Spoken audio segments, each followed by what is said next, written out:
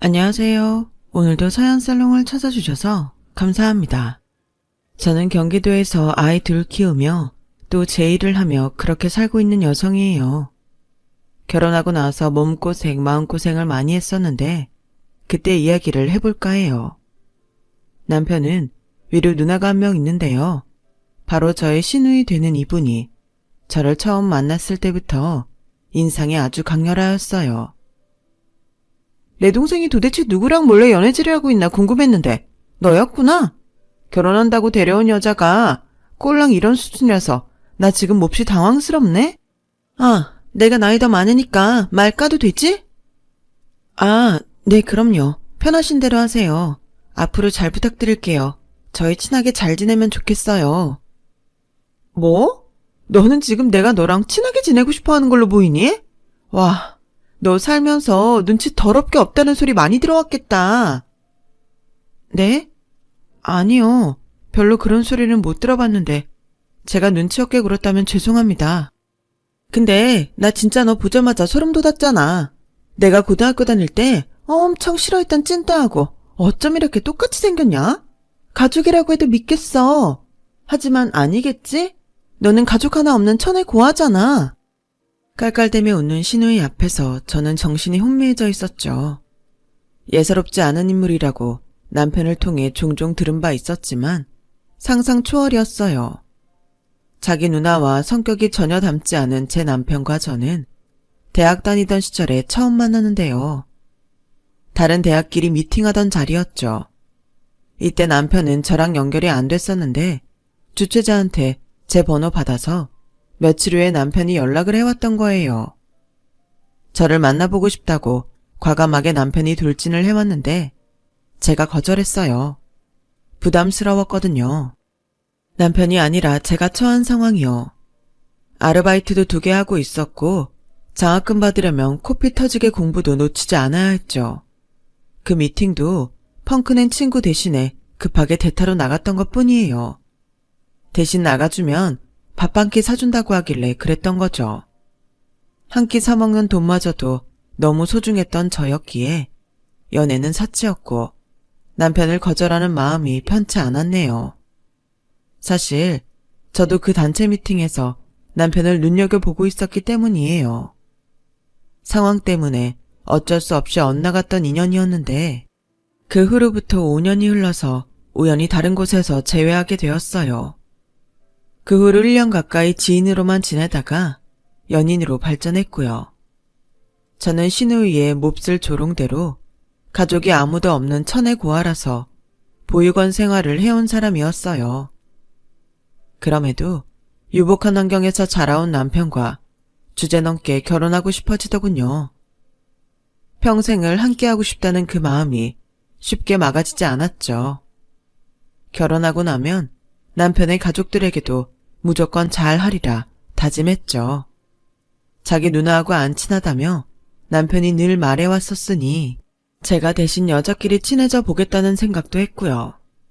그러나 저는 살다 이렇게 막무가내인 사람은 처음 봤어요.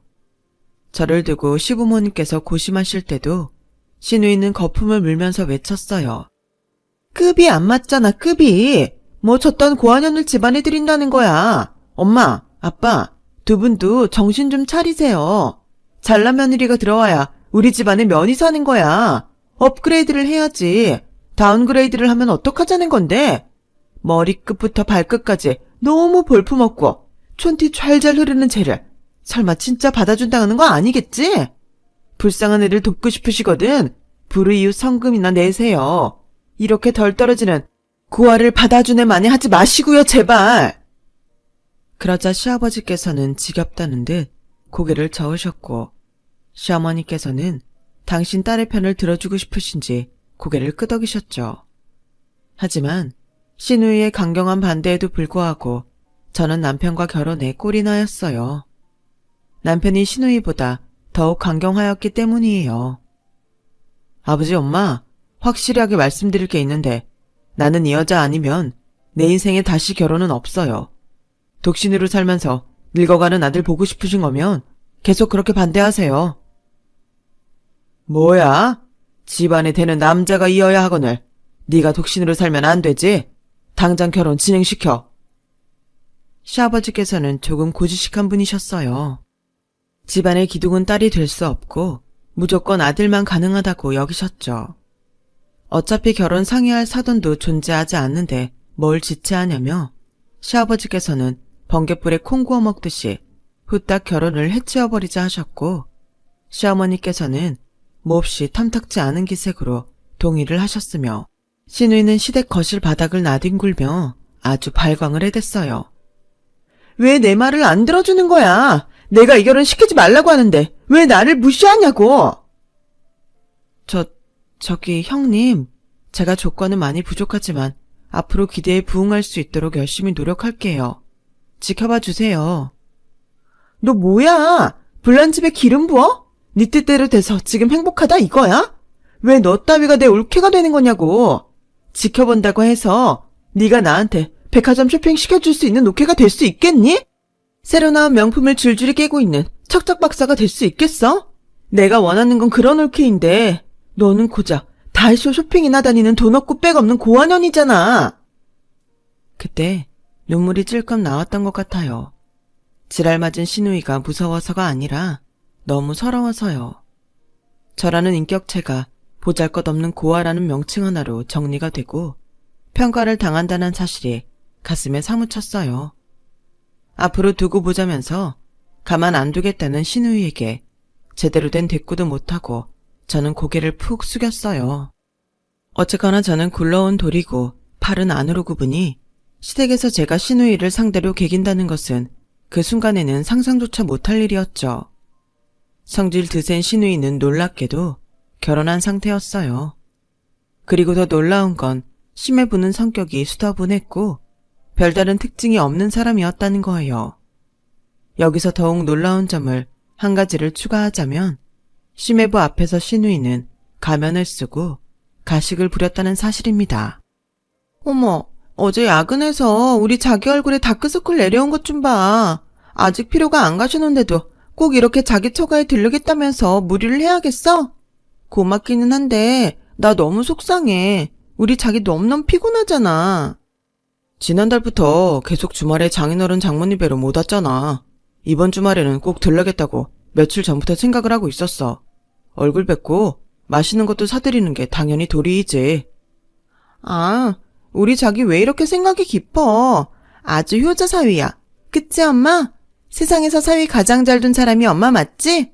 울 귀염둥이 옳게도 그렇게 생각하지. 시누이의 질문을 받으신 시어머니께서는 활짝 웃으며 맞장구를 치셨고요. 저는 대체 이게 뭔가 싶어서 과일을 깎다 말고 얼어붙어 있었죠. 그랬더니 잠시 후 시어머니께서 팔꿈치로 제 옆구리를 퍽 치셨어요. 너무 아팠는데 간신히 비명을 삼켰네요. 저를 째려보시는 시어머니의 눈빛을 읽은 저는 얼른 미소를 꾸며내며 시누이를 위한 방청객이 되었습니다.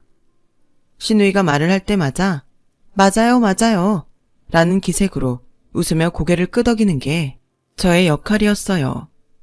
고아원 출신이라 그런가? 너 아까 보니까 비굴하게 비위 맞추는 솜씨가 제법이더라? 눈칫밥만 먹고 살아온 경력이 어디 안 가나 봐? 제가 자란 곳은 고아원 아니고 보육원인데요. 그게 그거지. 너 쓸데없이 내 말에 토달지 마. 고아년 주제에 어디서 나랑 맘먹으려고 해. 그리고 너 만약에 내 남편한테 이상한 소리라도 짓거리는 날에는 너 진짜로 내 손에 죽는 거야. 제 코앞에 들이밀어진 시누이의 꽉 쥔 주먹을 보며 저는 눈을 내리 깔아야 했어요.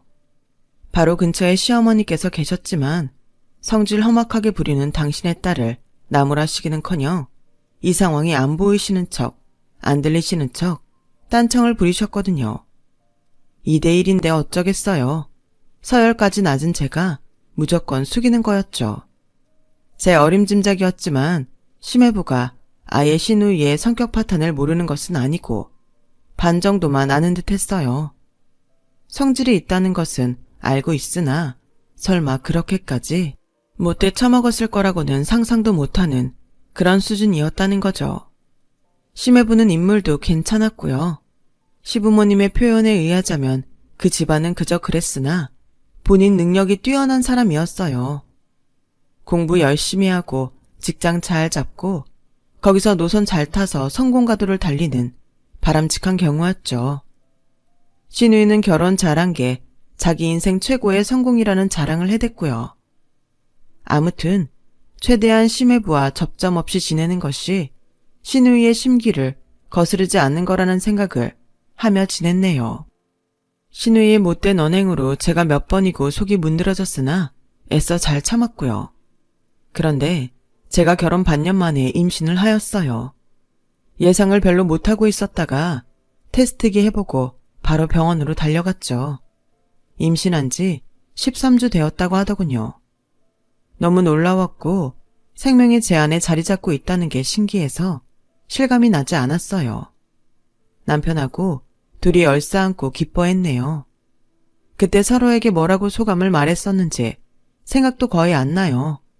너무 흥분한 상태였나 봐요.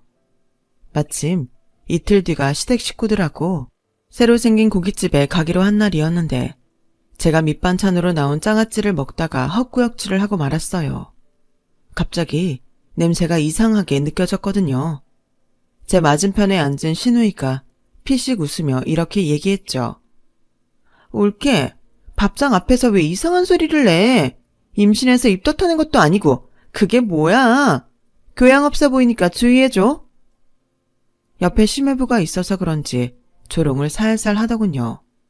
그런데 저만 보게끔 입모양으로 못 배워서 그렇지 뭐 라고 전달해왔어요.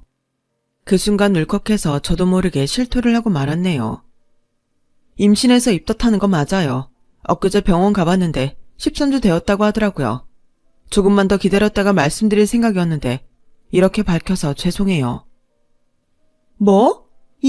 임신? 지금 임신을 한 거라고? 신우이가 펄쩍 뛰었어요. 쥐고 있던 젓가락까지 놓치면서 크게 놀라더라고요. 그 엄청난 반응에 저도 따라 놀라서 몸을 움찔했을 정도였네요. 제가 돌발적으로 임신 사실을 밝혀버린 탓에 남편이 서둘러 수습하면서 시부모님의 질문 세례를 받아내느라 진땀을 뺐네요. 너무 미안했는데 남편이 괜찮다는 의미로 제 손을 꼭 잡아줬어요. 그 손이 든든해서 저는 미소가 지어졌는데 신우이와 눈이 마주치고서는 제 입가에서 미소가 싹 가셨어요. 신우이가 진짜 사람 하나 죽일 기세로 살벌한 눈빛을 하고 있었거든요. 특히 심해부가 이렇게 말한 순간에요. 축하해. 너무 잘 됐네. 둘에게는 금방 축복이 찾아왔구나. 우리는 결혼한 지 이제 2년이 다 되어가도 소식이 아직인데. 우리도 기다리다 보면 축복이 찾아와 주겠지. 설레는 마음으로 더 기다려봐야겠다. 심해부는 웃고 있었으나 신우이가 입술을 꽉 깨물었다가 놓는 것을 저는 보고 말았어요. 시어머니께서 은근슬쩍 신우이 쪽에 눈치를 살피고 계시는 것도 확인했고요. 그걸로 저는 눈치를 챘죠.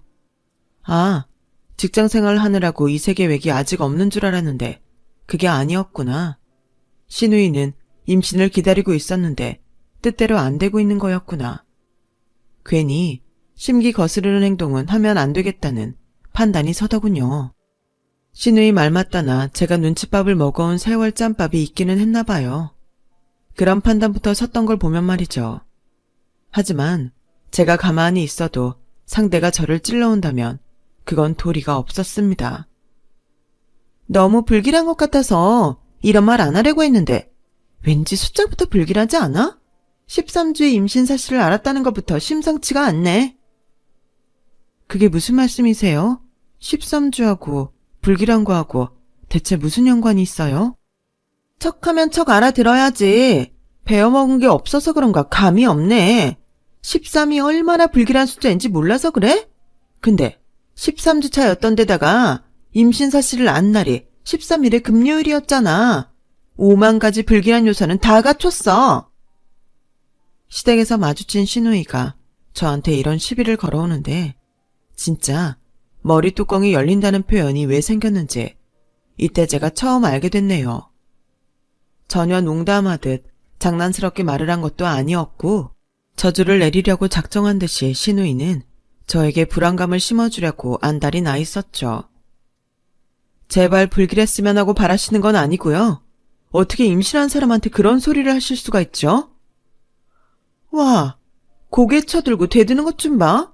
임신을 한 게 아니라 목 디스크가 걸린 거였니? 왜 이렇게 갑자기 모가지가 빳빳해졌어? 우리 집안 기생하는 주제에 네가 지금 임신 유세라도 부리겠다는 거야? 당장 모가지 꺾고 머리 숙여. 신우이가 제 머리채를 잡았어요. 저는 그런 신우이의 팔을 잡고 버텼는데 그때 거실 소파에 앉아 계신 시어머니와 눈이 마주쳤어요. 그런데 그러자마자 고개를 획 돌려서 저를 외면하시는 거예요. 부엌 쪽에서 벌어진 소동을 알지 못하신다는 듯이요. 그 모습을 보니까 힘이 빠지더군요. 좌절감이 든 저는 신우이가 제 머리를 아래로 숙이게 만드는 것을 더 막을 수가 없었어요. 앞으로 자기하고 감히 눈도 마주치지 말라면서 으름장을 놓는 신우이에게 저는 완전히 질려버렸어요. 남편이 어째서 신우이를 두고 똥이 무서워서 피하냐, 더러워서 피하지 라며 씁쓸하게 말해왔는지 10분 이해가 갔고요. 제가 아무리 며느리의 도리를 열심히 다 해봤자 시어머니께서는 무조건적으로 딸을 위하시는 분임을 철저하게 깨우쳤죠. 저는 엄마가 없었으니 시어머니를 보며 그런 결핍을 채우려고 했었던 것 같아요. 제가 신우이를 앞설 수 없다는 자명한 사실에 씁쓸해지더군요. 제 시간과 노력을 다 쏟아가며 굳이 시댁에 발걸음을 하고 싶지가 않아졌고 이런 심정을 남편과 나누었어요. 아주 솔직하게 밑바닥을 다 털어놓은 건 아니었고 임신 때문에 컨디션 조절이 쉽지 않다는 핑계를 주로 댔네요. 남편은 저를 이해해 주었고 저는 이전에 비해 눈에 띄게 시댁과의 접점을 줄여나갔죠. 시어머니께서 굳이 저를 차르시며 부를 때 말고는 먼저 가지도 않았어요. 신우이는 그런 저를 싸가지 없는 년이라 칭했고 제 욕을 시어머니께 엄청나게 했습니다. 제가 시댁에 들어선 줄도 모르고 저에 대해 없는 이야기도 지어내며 시어머니께 제 욕을 하던 신우이, 그 현장을 제가 보고 말았죠. 그런데 신우이 정말 뻔뻔한 게 사과하는 신용조차 하지 않았어요. 저도 엎드려 절받기 싫다는 생각으로 신우이에게 안 따졌고요.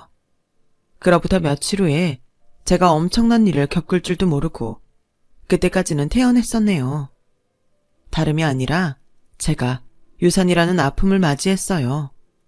오늘에야말로 아기 성별이 나올 거라는 기대를 가지고 기쁜 마음으로 검진을 갔던 날이었는데 저를 기다리고 있던 건 슬픈 소식이었죠.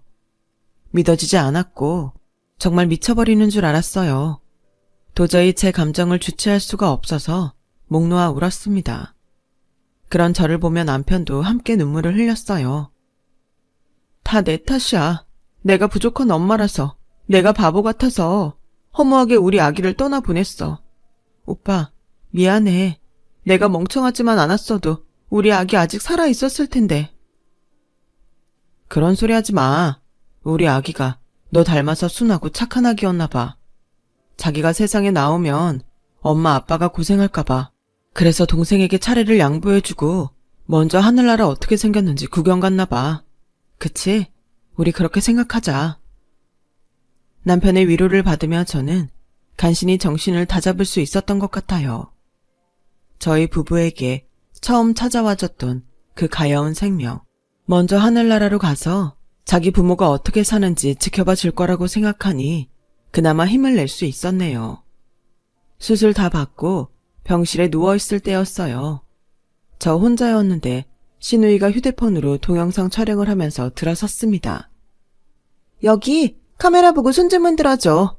얼굴 부은 거 장난 아니네. 엄청 울었나 봐. 웃겨라. 웃겨요? 자기 조카가 태어나지도 못하고 하늘로 떠났는데 이게 웃기세요? 그리고 찍지 마세요. 저 찍으셔도 된다고 저는 동의한 적 없어요. 나도 울 조카가 얼굴도 보기 전에 굿바이해서 너무 슬퍼. 근데 그거 다 너 때문 아니야? 격 떨어지는 유전자 바꿔서 우리 집안 핏줄이 태어날 수 없기 때문에 그 이치를 따라서 이렇게 된 거 아닐까? 뭐라고요? 말 가려서 하세요. 해서는 될 말이 있고 안 될 말이 있는 거예요. 이게 어디서 소리를 질러? 너보다 내가 공부 더 많이 한 사람이거든? 어디서 나한테 훈계질이야? 아, 그러세요. 이게 배울 만큼 배운 사람이 할 수 있는 행동이라는 거죠? 떳떳하시다는 거죠? 그럼 지금 찍고 있는 그 영상 아주버님한테 보내도 되겠네요. 그만 찍으시고 어디 한번 보내보세요, 당장. 신우이가 확 정색을 하더니 찍던 것을 그만두고서는 황급히 영상을 삭제하더군요. 그 모습에 기가 막혔어요. 천천히 몸을 일으켜 앉은 제가 피식 웃어댔죠. 그 지저분한 인성, 더럽게 짝이 없는 성질머리, 자기 남편에게는 온전히 드러낼 엄두도 못 내면서 만만한 자기 올케인 저에게는 이토록 멋대로 구는 신우이가 웃기고 가증스러웠어요. 신우이가 자존심 완전 구겼다는 표정으로 주먹을 꽉 쥐더군요. 상황만 보자면 항상 화가 나야 할 사람은 저인데 늘 신우이가 더 화를 낸다는 것이 생각해보면 정말 어이가 없는 부분이었네요.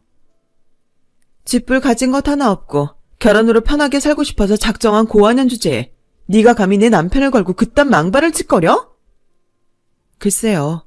망발을 짓거리는 건 늘 제가 아니라 형님이시잖아요. 너 오늘 성질 좀 드러낸다? 뱃속 아기 잃고 보니까 눈에 뵈는 게 없다는 거니? 그럼 앞으로도 계속 눈에 뵈는 게 없이 살겠네. 네가 다시 임신할 일은 없을 테니까. 왜냐하면 내가 오늘부터 물 떠놓고 기도할 거거든. 못 베어먹고 아무것도 가진 것 하나 없는 주제에 우리 집안을 기생하는 고아년이 제발 우리 집안 핏줄 못 가지게 해달라고 내가 하늘에 빌 거야. 그때 신우이를 보면서 딱 이 단어만 떠오르더라고요. 천하의 못된 년. 정말 이렇게 심보가 못될 수는 없었어요. 제가 분노에 찬 눈물을 글썽이는 걸 보면서도 신우이는 깔깔거리며 비웃었고 경쾌한 걸음으로 병실을 빠져나갔죠. 예고도 없이 뱃속 아기를 떠나보낸 충격과 허망함으로 괴로워하고 있던 저에게 신우이의 만행은 엄청난 기폭제가 되어주고 말았어요. 도저히 용서가 안 되더군요. 우선 저는 남편에게 신우이의 못된 행태를 다 얘기하면서 더는 상종하고 싶지 않다고 그랬어요. 남편이 신우이를 껄끄러워하고 웬만하면 직접적으로 부딪히는 거 싫어하는 걸 알고 있기에 여태까지는 대체로 혼자 많은 걸 삼켜냈으나 더 이상은 아니었던 거죠. 분노한 남편이 신우이와 전화로 싸우다가 아예 신우이를 찾아갔어요. 저는 그 현장에 없어서 정확한 건 모르겠지만 남매가 격렬히 설전을 벌이고 있는 와중에 심해부가 귀가를 했대요. 그러자 신우이가 바닥에 엎어져서 갑자기 대성통곡을 시작했고요. 남편이 전말을 설명했지만 신우이가 앞에서 오열을 하고 있어서 그런지 심해부는 마음 불편하다는 표정으로 동생의 누나에게 이러면 안 된다며 남편을 나무랐다네요. 남편은 분이 안 풀려서 씩씩거리며 집으로 돌아왔고요. 본디 감정 변화가 크지 않고 화도 잘 안 내는 사람이 바로 남편인데 그런 모습을 보니까 제 가슴이 찡했어요. 신우이가 바로 이 사람의 친누나만 아니었다면 여기까지 제가 참아오는 일도 없었을 거란 생각이 들었어요. 제가 사랑하는 사람의 누나라는 생각, 그것이 저에게 제동을 걸어왔던 게 아닐까 싶더군요. 어쨌거나 남매가 크게 싸운 것을 두고 시어머니께서는 원인을 저로 지목하셨는데요. 제가 이간질을 한 거라고 보셨는데 이건 역시도 신우이가 시어머니께 그런 식으로 말을 한 것이었어요. 저를 보면서 신우이가 의기양양해 하더라고요. 마치 우리 엄마는 무조건 내 편이야. 너는 꿈 깨셔. 이렇게 말하는 표정이었어요. 하지만 그런 것에 일희일비하기에는 제가 너무 많은 과정을 지나온 뒤였기 때문에 그냥 피식 웃어줬네요. 시어머니께는 분란 일으켜서 죄송하다고 정중히 사과드렸고요. 마음에도 없는 말이었으나 억울함 토로 한번 안 하고 사과를 하는 제 모습에 시어머니께서는 당황하신 듯 혹은 뜨끔하신 듯한 반응을 보이셨네요. 그로부터 보름이나 지났을까요? 신우이가 자꾸 배가 이유 없이 아파서 내과를 갔다가 큰 병원에 가라는 소견을 받았다는 얘기가 들려왔어요. 설마 무슨 일이야 있겠어? 여자들은 살다 보면 한 번씩 자궁 때문에 고생하니까. 나도 그런 거겠지. 처방약 먹어야 된다는 얘기나 들을 것 같네.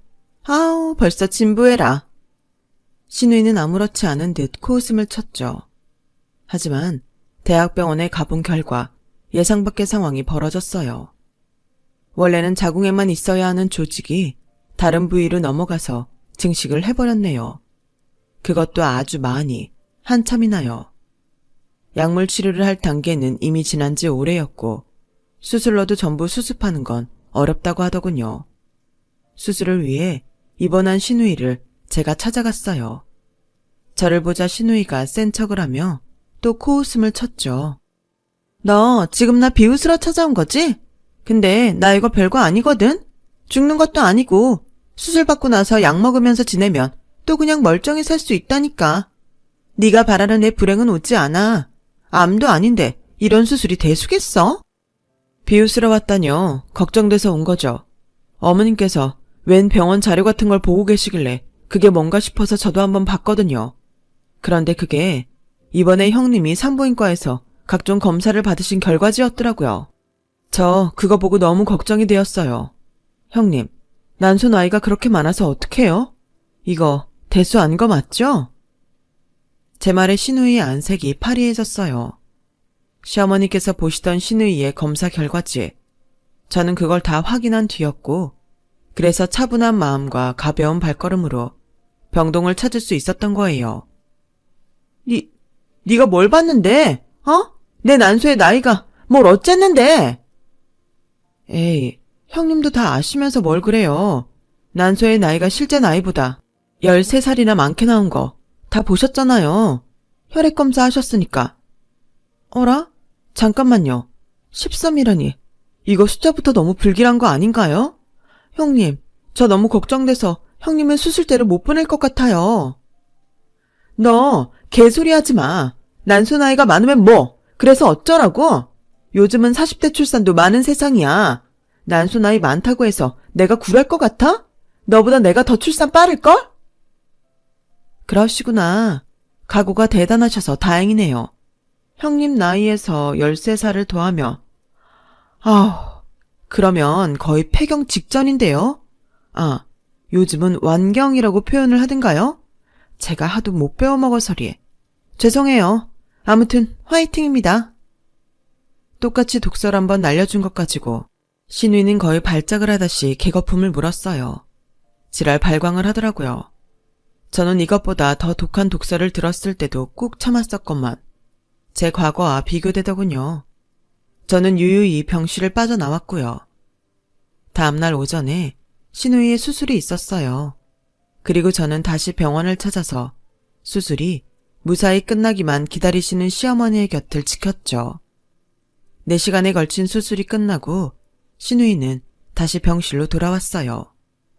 시어머니께서 화장실을 가시자 저는 마취 기운에 해롱거리는 신우이를 향해 제 휴대폰을 꺼내들었고 동영상 촬영 버튼을 눌렀어요. 심해부가 신우이 수술 무사히 끝나면 알려달라고 그랬거든요. 이왕이면 사진이나 동영상 좀 보내달라고도 했고요. 형님, 수술 잘 맞춰서 다행이에요. 아주버님께도 소식 전해드려야겠어요. 아, 혹시 형님, 난소 나이 얘기는 아주버님이 모르시죠? 그것까지 아시면 걱정이 너무 늘어나겠네요. 지가 걱정을 하면 어쩔 건데, 내가 난소 나이 많은 거? 그래서 임신 어려운 거? 괜찮아. 내 남편 호구야. 숨길 때까지 숨기다가 나중에 들키면 그때 가서 동정심 유발 작전 쓰면 돼. 내 애교 내 눈물에 열이면 열, 무조건 넘어오는 나약한 둔탱이거든.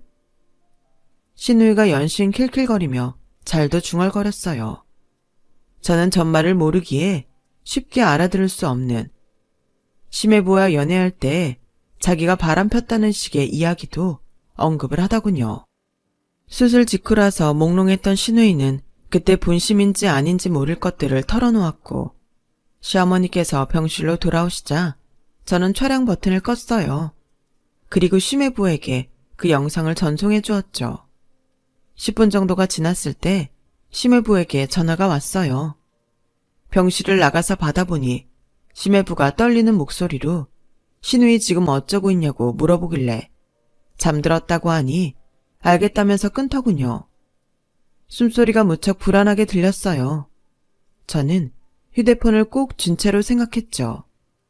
앞으로 신우이가 무사히 결혼 생활을 이어가든 아니든 그것은 하늘의 뜻이라고요. 며칠 뒤 신우이는 금세 건강을 회복했지만 심해부와의 관계는 회복 불능으로 들어서고 있었어요. 무섭게 나를 세워가며 부부싸움을 했다네요. 성질 더럽기로는 둘째가라면 살아온 사람이 신우이였으니 부부싸움을 하다 보니까 본성이 드러났나 봐요. 갑자기 다혈질이 도져서 심해부를 향해 물건 던지고 액자 깨뜨리고 난리도 아니었다네요. 그 모습을 본 심해부는 더욱 충격을 받았고 이혼을 결심하였죠.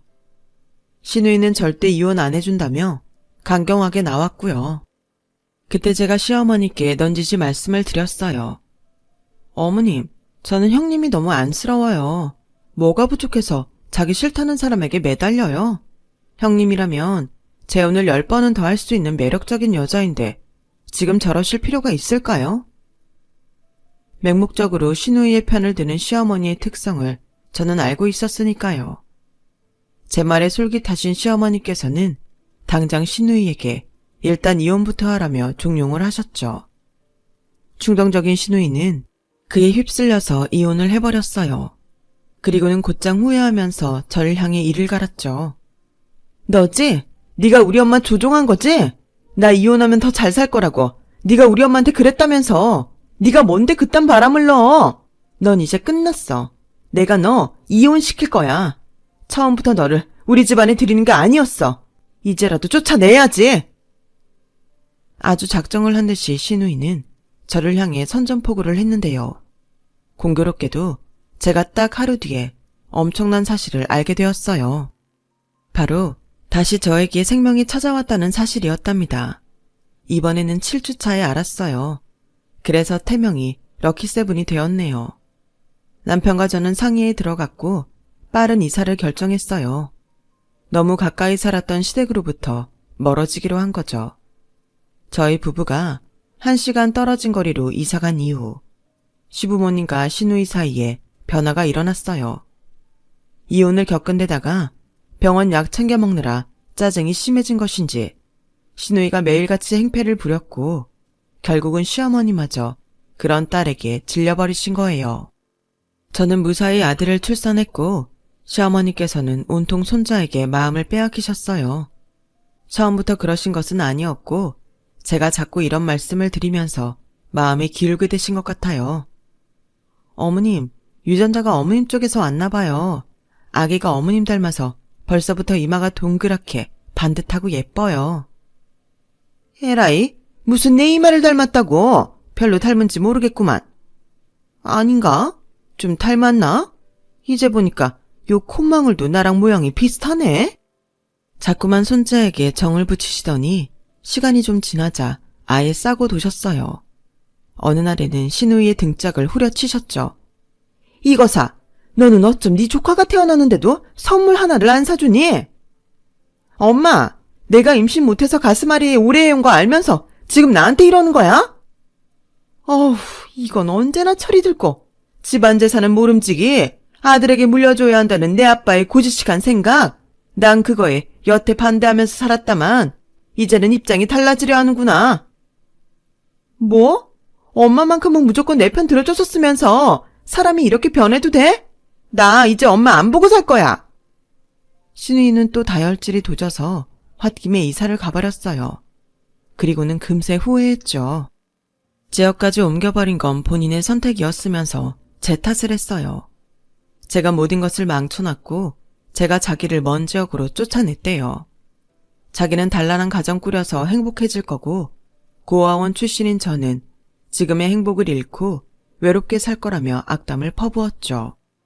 벼랑 끝에 몰린 채 악에 바친 것 같아서 그렇게 떠들든 말든 그냥 두었어요. 제 행복은 신우이에게 달린 것이 아니었으니까요. 그리고 시간이 흘러 현재 저는 두 아이의 엄마가 되었습니다. 뒤늦게 컴퓨터 만지는 것에 맛을 들였고요. 어린 사람들, 전문가들이나 한다는 컴퓨터 프로그램 만드는 작업을 틈틈이 하는 중이에요. 시부모님께서 손주들을 워낙 예뻐하시고 품에 싸고 도시니 제가 마음 놓고 일을 배울 수 있었답니다. 비록 이걸로 아직 큰 돈은 못 벌고 있지만 전문적인 작업을 한다는 것에 자신감이 솟고 있어요.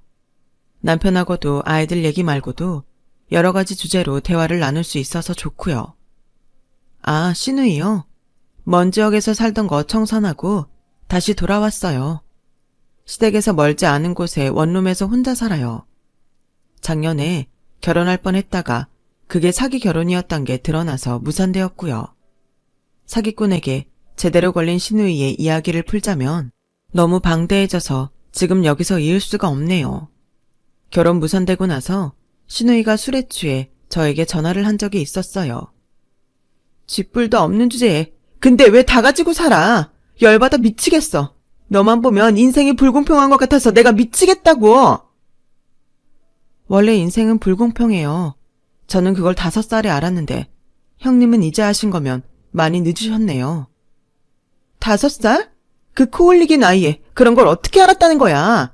거짓말도 작작해. 정말이에요. 왜냐하면 저는 5살에 부모로부터 버림받고 천의 고아가 돼서 보육원 생활을 시작했거든요. 깜깜하고 추운 겨울 새벽이었는데 제가 얼어 죽을 수도 있었는데 부모라는 사람들이 저를 보육원 근처에 버리고 도망갔어요. 저에게 외투 한 장 입히지 않은 채로요. 그래서 저는 인생이 공평하다고 생각한 적이 없어요. 만취한 상태로도 제 말에 반박할 엄두가 안 났던 것인지 시누이는 한참을 씩씩거리는 소리만 내다가 전화를 끊었더랬죠. 기분 탓인가?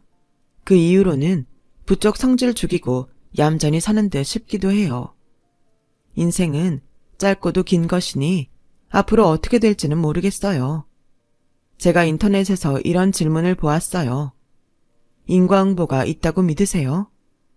제 경험담을 들으신 여러분께서는 제가 어떤 대답을 해야 한다고 보시나요?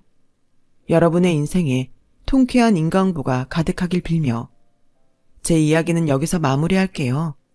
들어주신 분들 모두 고맙습니다. 여러분, 사연 댓글에 응원과 현명한 조언 부탁드려요. 좋아요와 구독은 저에게 큰 힘이 됩니다. 오늘도 좋은 일 가득하세요.